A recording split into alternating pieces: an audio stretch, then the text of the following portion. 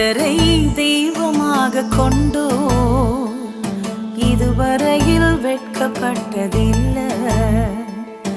அவரையே ஆதரவாய் கொண்டோ நடுவழியில் நின்று போவதில்லை. வேண்டும் போதெல்லாம் என் பதிலானாரே, வாழ்க்கை முழுவதும் என் துணையானாரே.